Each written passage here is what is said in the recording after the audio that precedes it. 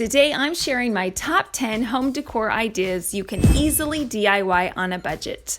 Let's get started with number 1. Today I'm going to be showing you how to make a beautiful French country inspired hydrangea flower arrangement. I'm also going to be showing you how to Mod Podge onto a cardboard storage box. My inspiration piece was from the Wayfair website. They had a beautiful French country arrangement that I really liked, so I thought that that would be a great place to start. However, this flower arrangement is $151, but because it is the holiday weekend, you get 25% off, which is $113. That's still too much for me to pay, so I thought I would make my own. Now the flowers that I got are from Hobby Lobby. I got 4 of them. They're $7.99 a piece, but that was still too much to pay, so I waited until they were on sale. They were 40% off, which was a much better deal. While I was there, I also found a similar container, and it was on clearance. So the grand total for my beautiful arrangement is $20.35, which is a huge savings over the inspiration piece. The first thing that I'm going to do is transform my clearance cardboard storage box into a beautiful French country container. So what I did was I got on my computer and I turned on my Photoshop and I tried to replicate the wording and the font exactly. Then I printed it out on some cream cardstock paper that matched the label on the inspiration label, the same color. Then I measured the height of the box and then traced out the exact measurements onto my cardstock. Then I cut it out, and to make sure that the lines were straight, I used my paper trimmer, and I needed to add some extra length to my label. So I cut out additional pieces, and then I taped them all together so that the label would be long enough to go around the entire perimeter of my container. Now it's time to attach my label to my storage container, and so I'm going to use some Mod Podge and a sponge brush. Now, don't be afraid to use a lot of this Mod Podge. I took a bunch of it and I layered it onto my box. I used a thick amount and I painted it on the entire perimeter of the box. Then I placed my label directly over the top of the Mod Podge and made sure that it was centered, and then I smoothed out the label onto the box. Then I took some more Mod Podge and I liberally added a lot more to the top of the label. And again, I did it around the entire perimeter. And don't worry about the cloudy color that it leaves, because as it dries, it will dry clear. So don't worry about the color, because eventually after it dries, it'll look like nothing's on it.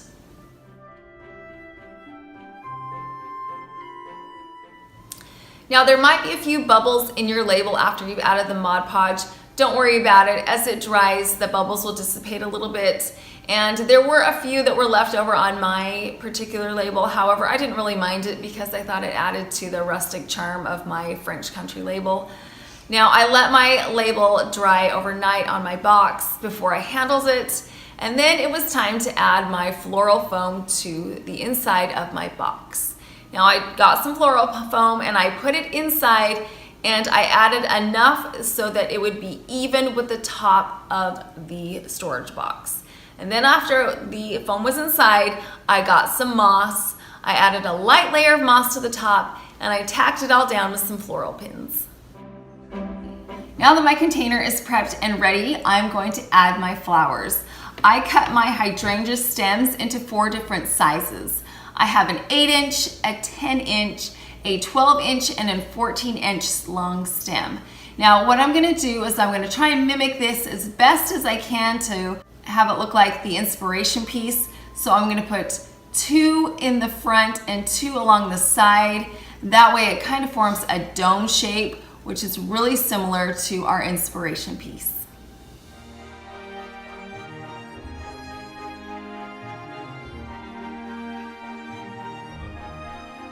Well, here is our final arrangement, and I think it turned out so similar to our inspiration piece. The container is almost identical. The size of the width and the height of our arrangement is the same. The flowers are almost identical as well, and it was so much cheaper. We made this for $20, which in my opinion is a bargain. You can switch this out too if you want some different colored hydrangeas or some different type of flowers. You can really personalize this to fit your own style and taste. When we moved into this house a few years ago, there were a few pieces left over from the previous owners, one of which was this clock. I really liked the face of the clock and the shape of the clock. However, the color was just not my style, so it's just been sitting in a closet. I want to give it a makeover so it becomes part of our everyday decor because I really do think it has a lot of potential. So the way that I'm going to start off by giving this thing a refresh is by adding some additional legs to the bottom. Now, the little pieces that they have right now, they were just a little small and I really wanted to make it a little more substantial. And so I decided to do that by using some wooden doll heads. What? Yeah, some wooden doll heads that I got at Michael's. And they came in a package, this package right here, and they had some access hole points on one side of the wooden doll head, but I needed it to go all the way through. So in comes my power tool. I'm using a drill and I'm going to drill a hole through the entirety of the wooden doll head. So I got my drill and I continued to drill that hole all the way through until the access hole point was completely through the doll head. Now that I have my drilled circles, I can add them to the base of my clock. The way I'm going to do that is with some finishing nails. The reason why I'm using finishing nails is because they have a really small head and it will be able to be inset right into the leg. That way I don't have a nail head that can be poking out of the bottom of the leg that could potentially scratch up the mantle or table or whatever it's sitting on. So the finishing nails are going to work out really well. I got a hammer and I just hammered those finishing nails through the access hole point directly into the leg that was already on the bottom of my clock. Now, to hold everything in place, I did put my clock into a box, and it was a great way to hold the clock while I was hammering everything together. Now that the legs are on, it's time to freshen up the color, and we're going to do it with some Serenity Blue spray paint. I am always looking for a little more serenity in my life, so hopefully the spray paint will give it to me. So I'm going to take it outside and I'm going to spray paint it. Before I spray paint, I'm going to cover the face in some blue painter's tape so it's protected. Then I began to spray the paint all over the clock. I made sure that it was saturated on the sides, the front, underneath, the legs. I wanted to make sure that everything was coated really, really well. And then I let it dry for about 4 hours. I wanted to embellish the bottom of my clock, and so I decided to use some of these decorative nail head trims that I got from Michael's. It comes in a package of 48. And so what I did was I began at either end of my clock. I hammered in one of these pieces into each end and then one directly into the center. Then I got out a measuring tape and I measured the base and then marked out evenly spaced points so each one of my nail heads were hammered in the correct location. By changing the color, adding these extra decorative elements, and by creating larger legs, we took this clock from hiding in a closet to center stage.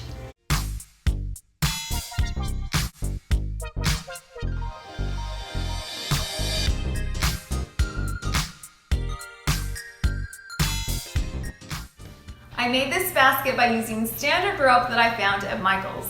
It was $16.99 for 50 feet, but of course I used my 40% off coupon. You can also find rope at Lowe's or Home Depot, or you could just rummage through your garage and you might find some there. Once you decide on the size or shape of your bowl or basket, you need to pick out a form so you can wrap your rope around it. You can use a trash can, a mixing bowl, a tin can, or in my case, I used a tennis ball container because I knew I wanted my basket to be large. To create this basket, you'll need rope, a glue gun, parchment paper, and a form.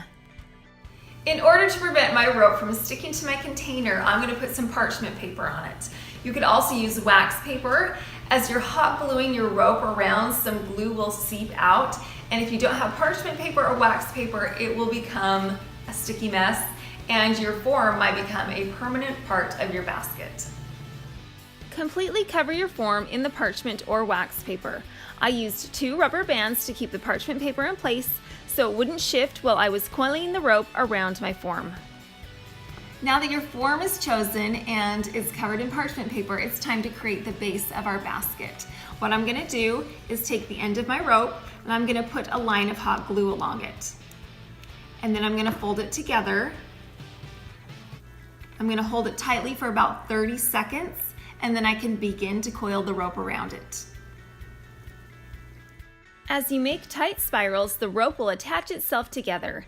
Keep coiling around and around until your rope base is the diameter of the bottom of your form. Continue to add a line of hot glue along your rope so it all sticks together. This project ended up using a lot more hot glue than I thought, so make sure that you have some extra glue sticks standing by. Once your base is formed, place the rope on top of the outer ring of your flat base and start coiling the rope downward to create the walls of your basket. Continue gluing and coiling the rope around your form. Be sure to pinch the rope tightly together. This will reduce gaps in your basket and will ensure your basket walls are sturdy. I just kept coiling my rope around my form until I used all 50 feet. Once you get to the size and the height that you would like, just snip off the excess rope and then add a dab of hot glue to the end, and that will keep the rope from fraying. At the end of my rope, I added an extra amount of glue to make sure my rope wouldn't unravel. Once you're finished forming your basket, let it sit for 30 minutes to an hour so that the glue can fully dry and so the basket can take shape.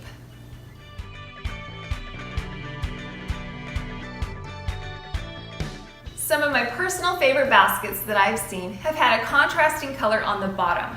So I decided to do that, only I used a gold paint so it was a little more neutral. What I did was I took the bottom couple of rows of rope and I painted them gold so that there was a little more interest to the basket. You can personalize your basket color to fit in with your existing decor or add a fun pop of color to brighten up your space. I taped off my basket with painter's tape and paper, leaving the area I wanted to paint exposed. I spray painted 2 coats of paint. Make sure you get the paint into all the nooks and crannies. This way you'll have a solid block of color. I let it dry completely before removing the tape and paper.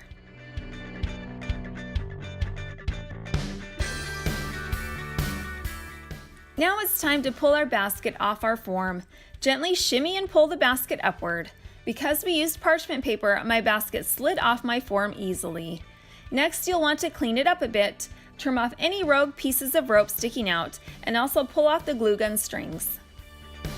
I wanted some sturdy handles for my basket, and the solution that I came up with was curtain rings.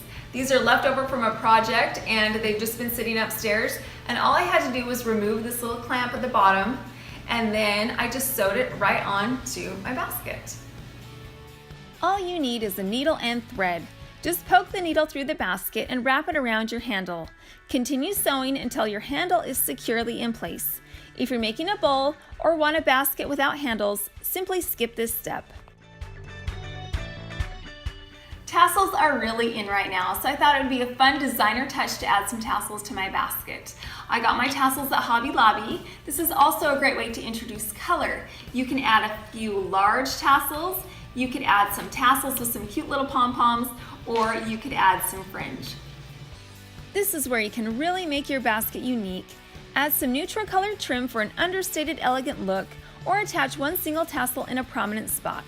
Go wild with a multicolored bright trim placed on your basket sporadically or in a geometric shape. To attach my tassel trim to my basket, all I'm going to do is run a line of hot glue along the top of my tassels. And then I'm going to add it right here where the gold stops. And it's easy to keep it even because you can just use the rope as a guide and it will keep your tassels straight. After adding the hot glue, carefully line up your trim with the rope and press the trim firmly against the basket to secure. And that's it! We're all finished. Now it's time to fill up our basket with an endless variety of items. Now our basket is complete and it's time to style it. You could add fruit, you could add pillows, you could add towels or flowers like I did. You could also make it a lot more casual by adding your kids' toys to it. You could line it and also use it as a small wastebasket. A beautiful basket would be an affordable and unique gift, since you can customize the size, shape, and add anything you want. Baskets are such a stylish way to add a decorative touch to your home, but also act as a functional way to organize and store household items. This basket was so easy to make and is a beautiful piece of home decor.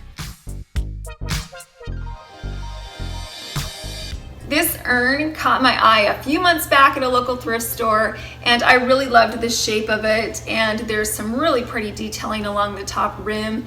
It also came with some plastic fruit, which my daughter snatched up and took to her kitchen upstairs. So for $3.99, I got a beautiful urn plus some fruit.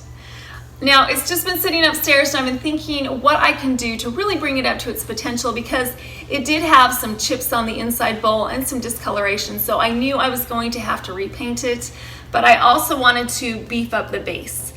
So the way that I did that was with some terracotta pots that I got from Michael's. I got 2 different sizes so that I could place one on top of the other. To adhere them together, I got some E6000, and I flipped the larger size saucer over first, and I placed the E6000 along the rim, just enough so that it would adhere, but not too much that it would seep out the sides, and then I placed the smaller one on top. Then I took my urn and I flipped it over, and I put some more E6000 along the rim of the base, and then I flipped it back over and placed it on top of the terracotta saucers.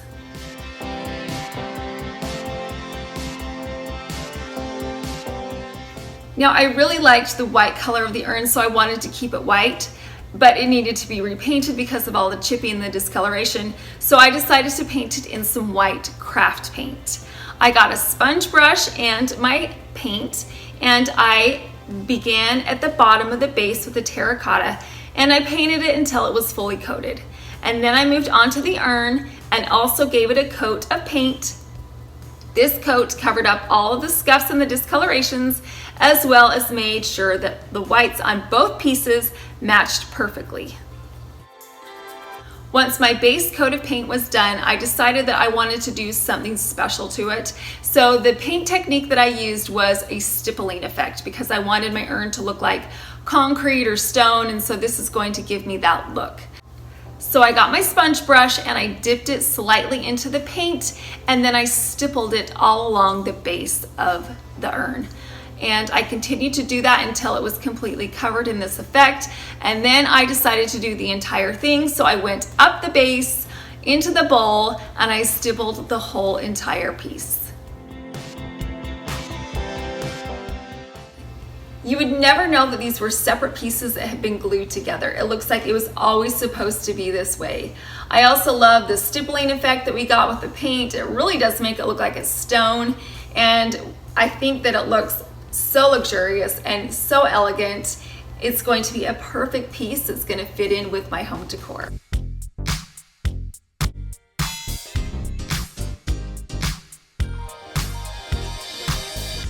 Glass jars are a simple, easy way to add storage and functionality to your bathroom, while adding a stylish accessory to a room often overlooked when it comes to decor. The first thing that you're going to need to do is select your jars. I got mine from Home Goods, and they ranged in price from $5.99 for the small one to $7.99 for the large one. I've seen cheaper ones at the Dollar Tree or at Dollar General. You could also use mason jars. Once you decide what you want to put in your jars, that'll give you a guide of what size that you need to choose. You can select large, round, tall, or small. There's a huge variety to choose from, so pick a jar that fits your style. The items that I chose to display in my jars are bath salts, cotton balls, Q-tips, tissues, and bath bombs.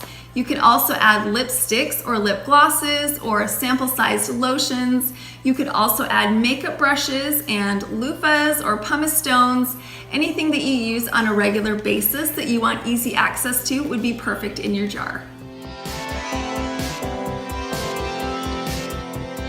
Once you've selected the items that you're going to put in your jar, it's time to make the labels. I simply made this design on my computer and just printed it off on some shipping labels. These are clear and the size is an 8.5 by 11 and they're full sheets.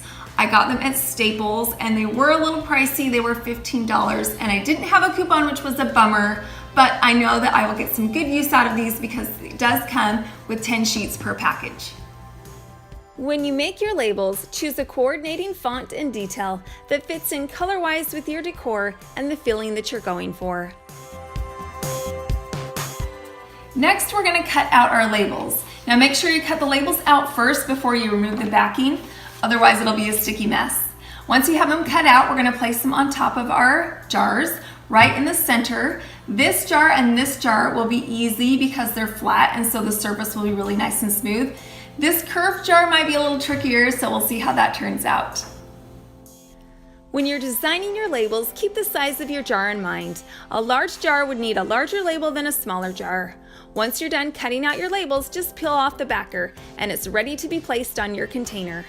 Okay, once you've decided where you want it on your jar, put it in the center and then press it in and then work your way out. That way you won't get bubbles in your stickers. The labels went on smoothly and laid flat on my straight jars. I tried several times to get the labels to lay flat on my curved jars, but it had creases every time. So if you want the labels to lay flat, my advice to you is to just avoid a curved jar. Now that our labels are on, it's time to fill our jars with our bathroom essentials. The next thing we're gonna do is add some Kleenex to our jar. I'm gonna show you how to put these Kleenex in so they come out individually. What you'll need is a box of Kleenex and just open it from the side. Make sure that this little tab is facing upwards because you know that that's the top. So pull out your Kleenex and grab about a 1/4 inch of tissues. What you're gonna wanna do is make sure that this is sticking up. And we're gonna fold it shortwise, like this. And then we're gonna fold it again. Make sure that this tissue is still sticking up. And then we're gonna place it into our jar. And then when we pull it, we'll have tissues that just keep coming up. You could also add a few drops of essential oils to your Kleenex jar to keep your tissues smelling nice and fresh. Next is time to select our tray. There are so many options when it comes to trays. You could choose things like this. You could choose a cake stand. You could choose a cutting board or a large platter. Just remember the size of your jar and how many that you want to put on your tray. I'm choosing a large tray because I have a large collection of jars. If you're only going to do 2 or 3 jars, then you could use a smaller option. Choose a mirror tray with gold accents or a natural stone or marble tray. In a small space, a raised tray would be a great option because you could still use the counter space underneath. Now that we have all of our jars, we're going to start adding them to our tray. I'm going to put the larger ones in the back and I'm going to work my way forward to the smaller ones in the front. Adding a selection of jars of sizes and heights adds a lot of interest. Also, putting them together makes it much more of a focal point than having small jars placed throughout the room. Placing your jars on the tray like this is the most convenient way to access your jars. So place the items you use most in the smaller jars in the front, while the seldom used items in the back. I'm going to finish accessorizing my tray with some fresh flowers. Artificial flowers are great for the long haul, but fresh flowers are great for special occasions or when you have guests come to visit. It's a very elegant touch. Flowers can also provide a pop of color to a neutral toned color palette. Bringing in a metallic colored vase adds a bit of variation and contrast to your display as well. Adding flowers is also a great way to refresh and update your space at a minimal cost. Now all of our bathroom essentials are stored functionally while also acting as a beautiful piece of home decor. I love practical pieces that are pretty too. These decorative balls were also leftovers from the previous owners. However, they were, again, not my specific style or type, so they too have been hiding in the closet. To transform these, I'm going to use 3 different materials. The first one is a cream colored twine that I got at Michael's. I'm going to start off by making a tight coil with my twine, and then I'm going to get some hot glue, and I'm going to hot glue that little coil right to the top center of the ball. And then I'm going to begin wrapping the twine around the ball. I'm gonna keep wrapping and hot gluing, and I'm gonna make sure that the lines are really close together. I butted them up as close as I could to the twine above. That way there wasn't any part of the underlying ball that was showing through. Once I got to the end, I cut the twine and coiled it together right into the hot glue.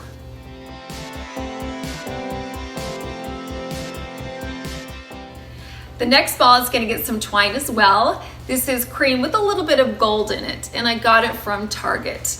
I'm going to repeat the process the exact same way as I did on the first ball. I'm going to make a little coil, hot glue it to the top, and then just wrap the entire thing in the twine.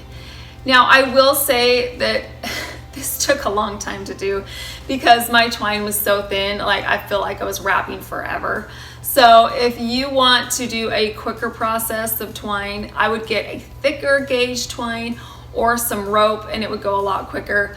Otherwise, just get a movie and start coiling away.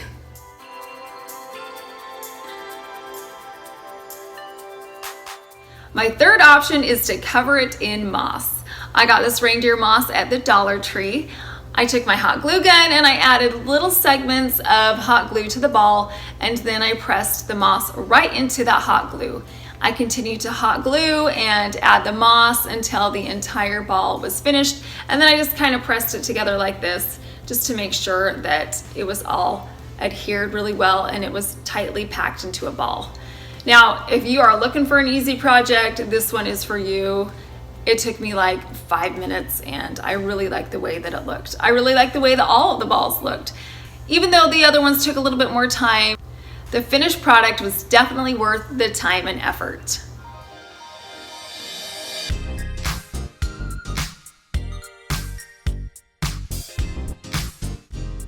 I love the brand Kate Spade. Her houseware items are so beautiful and unique. However, they can get a bit pricey. In fact, if I were to purchase these 4 cups online, it would be over $100. And if I were to get these coasters online, they're from Homevert, and they would be $15 a piece, so a total of $60. Now, I would not pay $160 for these cups and these coasters. So today I'm going to show you how to get this look for less, and it's going to be under $6. Our first project are these Kate Spade inspired gold polka dot tumblers. Now online at Bed Bath & Beyond, a set of just 2 is $49.99, which I would never pay, especially when you can find a set of 4 at Ross for $3.99, and you can just paint the gold dots on. These cups are so cute and stylish, they'd be a fashionable addition to your regular glassware. The only drawback is the cost. These tumblers from Ross are an almost identical match to the Kate Spade glasses and $96 cheaper. The first step is to wash and thoroughly dry your cup because the paint will adhere better to a clean, dry surface. I got this paint at Michael's. They have a huge variety of paints there. Just make sure that on the back it specifies that it can be used on glass. And then I took a sponge and I just cut out a circle. So I have this little teeny circle, and I'm going to dip it in the gold paint, and then I'm going to gently put a little dot on my cup. Now, if the perimeter of your circle is not as sharp and crisp as you like, then take a small paintbrush and you can paint the edges to make it a lot more crisp and sharp.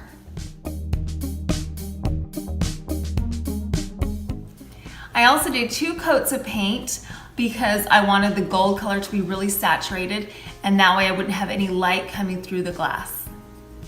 These glasses turned out so cute. With the easy addition of a few gold polka dots, my Kate Spade knockoffs look just like our inspiration glasses, minus the sky-high price.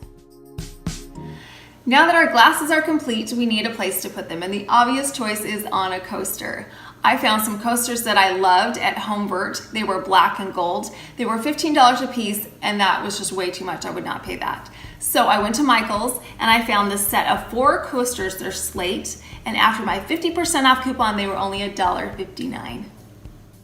The combination of gold and black is so modern and classy. These coasters would be a perfect coordinating piece for my glasses, but $15 per coaster is too expensive. Luckily, I found a package of 4 slate coasters for $58 less. I use this gold bright reflective finish paint on my coasters to mimic the inspiration piece, the inspiration coaster, and I think it turned out perfectly. Using painter's tape, I taped off my coasters, leaving a triangular shape exposed on one side. Be sure to press the tape firmly against your coaster. This will help prevent any paint bleeding through, and the result will be a sharp, even line.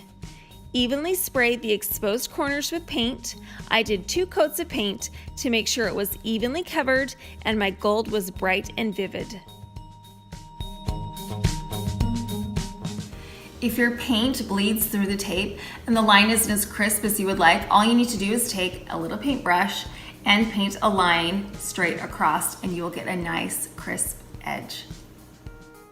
These coasters turned out better than I could have hoped for, and at a fraction of the cost of our inspiration piece, I couldn't be happier.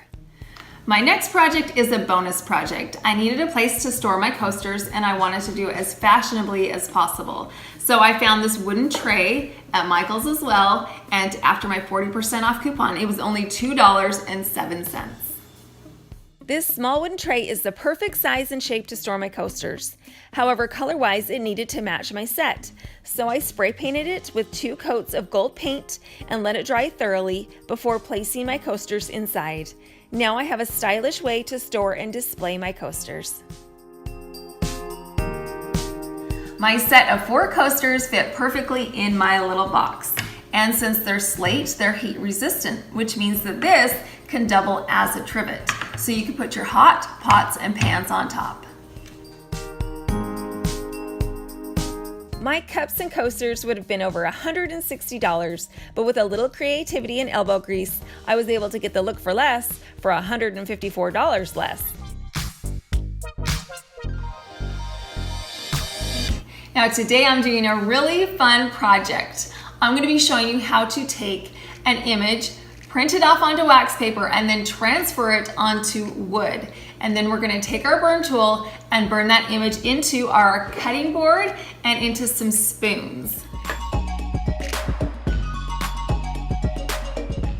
Now I was trying to think about a creative and unique gift idea, and selfishly I thought, well, what would I want? And I love to cook, so a cutting board and some spoons would be great, especially by personalizing them, which is what we're going to do. Now I got these at Ross. They were only a couple of dollars, and so it's really affordable. And you could get a larger cutting board if you wanted to, and you could use some other kind of utensils as long as it had a wooden handle or a wooden top. I found an image that I liked online and I cropped it to fit this particular cutting board. And then it was time to print it out. Now I have an inkjet printer, which is perfect for this wax transfer. I'm not sure if that's the only kind that you can use. You should probably look into it, but the inkjet really worked for me. So what I did was I got my wax paper that I cut out and I put it inside the printer where the paper is, and I began to print. So let me tell you what happened. It was not a good situation. It got caught in the printer and I ended up with this. So, long story short, I had to pull this out. Plain wax paper in the printer does not work. So I had to come up with another solution. What I did was I got my paper and I cut another piece of wax paper, I put it over the top, and then I taped it together. And then I put it back into the printer, making sure that the wax was down, so when it printed, the image would be printed onto the wax paper, and that worked wonders. So, learn from my mistake. Do not put plain wax paper into the printer. It will not end well. Now, once you have successfully printed off your image, you're gonna wanna transfer it fairly quickly before the ink dries. So I removed the wax paper from the printer paper and I put it ink side down onto the surface of my cutting board.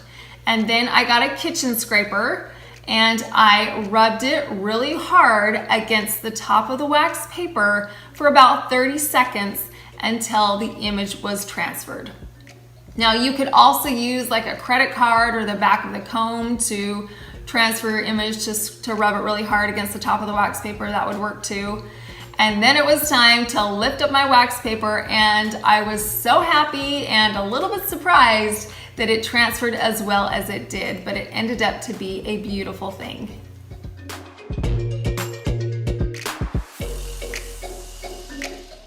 Now I am going to use my burn tool to burn this image in a little bit further. However, if you don't have one, then that's okay, because I think the image that's on there right now is really beautiful and it's subtle, and you could just leave it plain and that would be a gorgeous solution as well.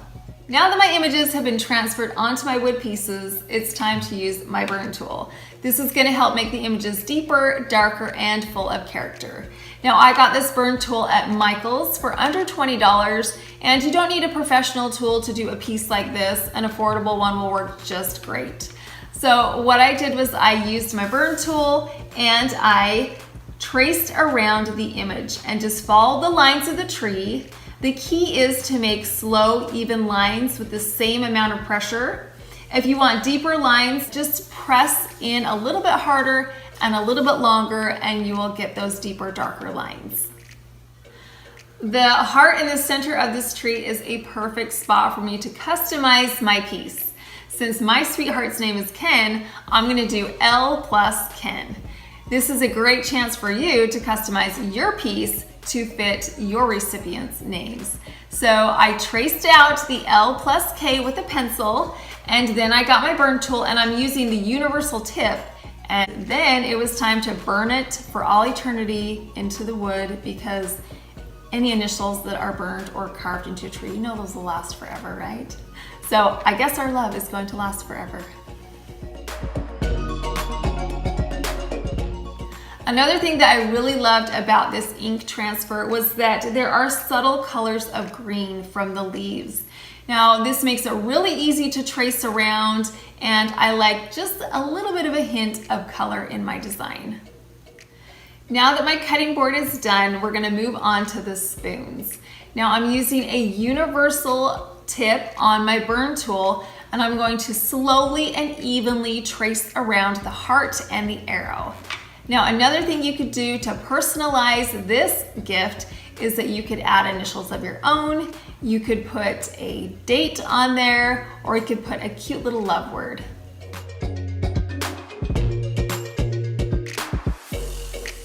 Now our gifts are finished, and they were definitely worth a little trial and error to get the finished look. Now what I would do is wash it with hot soapy water and maybe seal it with some oil. And then after you've done that, feel free to get chopping. You can cut up your fruits and veggies and feel the love while you do it.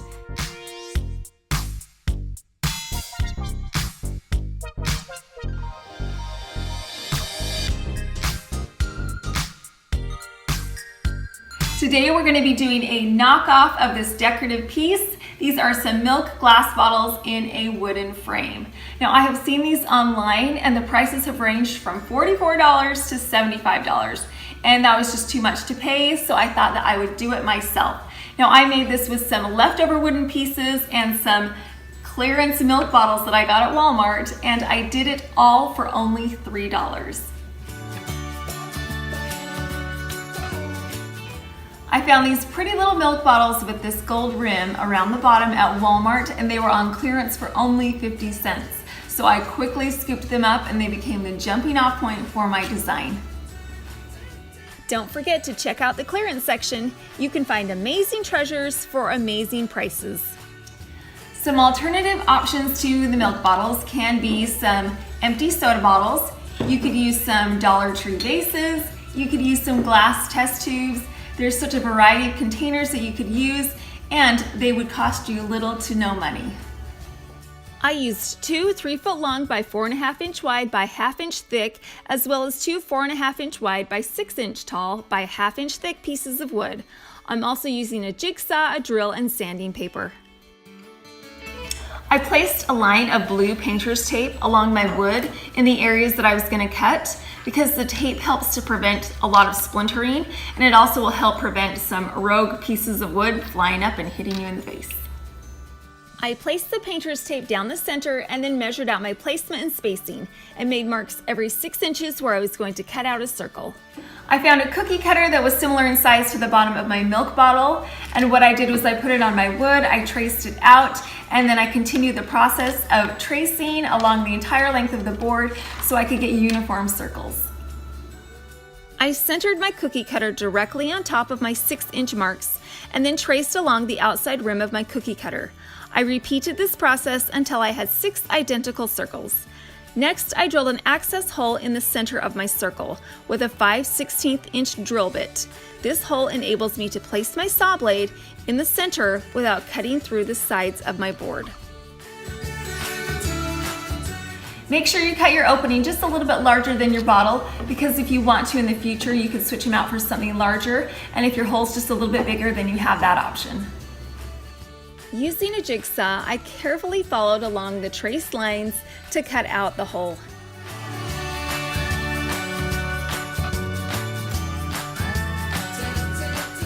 Now, I did use gloves and safety goggles when I was using my power tools because safety first. It's okay if your circles are a little rough around the edges. It adds to the farmhouse vibe we're going for. I did, however, sand down the edges of my circles so they'd be nice and smooth. Now it's time to assemble our frame. I added E6000 along the edges of my wood. You could also use wood glue. The glue will help strengthen the corners so your piece is nice and sturdy. I drilled holes along each corner of my box so I could easily screw in the wood screws. Next, I screwed in my screws at each corner, 4 at the top and 4 at the bottom, making it a total of 8 screws. I repeated this process of drilling and adding the screws until my box was assembled.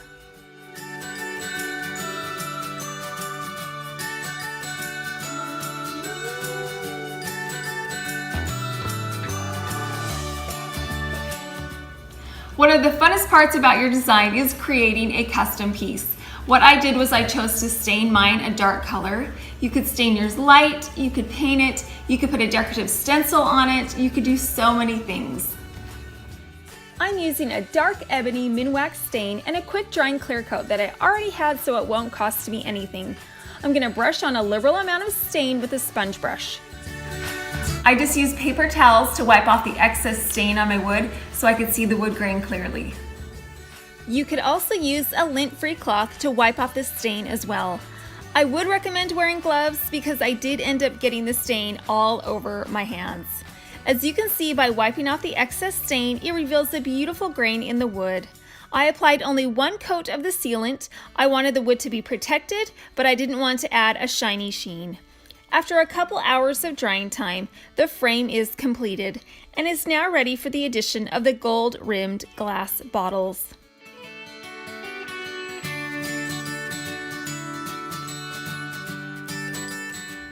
I made this piece long and slender because I wanted to be able to run it down the center of my dining table and not have it get in the way of the place settings. Also, my mantle is really thin, and so I wanted to be able to put that on top of my mantle as well. Making this yourself gives you a world of options. I chose a long, slender frame, but you could make yours small, wide, or even cut down the number of glass bottles. The choice is yours. There are so many things that you could put inside these jars instead of just flowers. You could put in some straws, you could put in some cake pops, you could put in some silverware. There's so many options. A candle in a beautiful glass candle holder would be another great option. I love getting creative with my flowers and my greenery. Like I've said, I live in Florida, so I get to experience these beautiful flowers all year long. You could switch them up for different seasons of the year, however. You could do leaves in the fall, you could do pine cones in the winter, you could do branches or spring flowers, just whatever fits that time of year.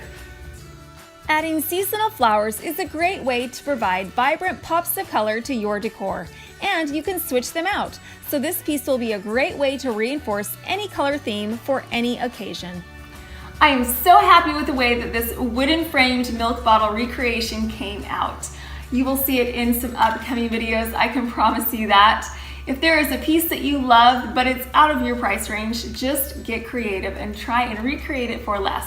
I did this entire thing for only $3. If I saw this at the store for $3, I would say yes, please. But just by getting creative, I was able to recreate this, and now I have a beautiful piece of home decor. I loved recreating this beautiful centerpiece for an affordable price. It was easier than I thought, it didn't take too much time, and overall it came together even better than I had envisioned.